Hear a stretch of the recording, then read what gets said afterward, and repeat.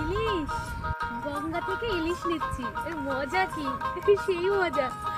ইলিশ মাছ নিয়ে যাব আর রান্না করব। সকাল সকাল গঙ্গার পাড়ে হাঁটতে হাঁটতে যদি ইলিশ পাওয়া যায় তবে সকালটা তো খুশিতে দ্বিগুণ হয়ে যায়। এই যে শিবঘাটে হাঁটছিলাম আজ সকালে, হঠাৎ নজরে পড়লো এক জেলে দাদা মাছ ধরছে, জাল পেতে রেখেছে। তাই মন থেকে খুব আগ্রহের সহিত এগিয়ে গিয়ে বললাম, আচ্ছা দাদা, এই জালটা কখন তোলা হবে আর কী মাছ উঠছে এখানে? সঙ্গে সঙ্গে উত্তর এলো, ইলিশ মাছ। বললাম 10-15 মিনিটের মধ্যে হয়ে যাবে জাল তোলা? তো বললো হ্যাঁ। তো দাঁড়িয়ে পড়লাম, আর দেখুন এই যে টাটকা টাটকা ইলিশ, সবে এগুলো তুলেছে, আবার তুলবে। তো বললাম জালটা তোলা হোক, তারপর আমরা মাছ কিনছি, তবে হাতে তো টাকা নেই। জিজ্ঞাসা করলাম ফোনপে হবে? তো বললো ফোনপেতে হবে। তাহলে আর দেরি কি, মাছ তোলা দেখবো, মাছ নেব, এর মতো খুশি আর কিছুতেই নেই।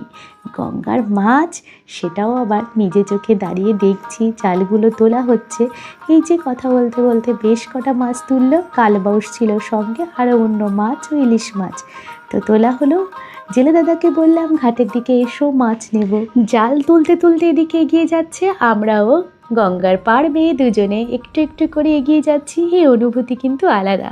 এই সকালে গঙ্গার পাড় ঘেঁষে হেঁটে যাওয়া, শীতল শীতল হাওয়া, সঙ্গে মাছ এসে হাজির। নৌকা ঘাটে এসেছে, আর সঙ্গে সঙ্গে আমি মাছগুলো হাতে নিয়ে একটু জলে ধুয়ে নিলাম। খুশি যেন ধরে না।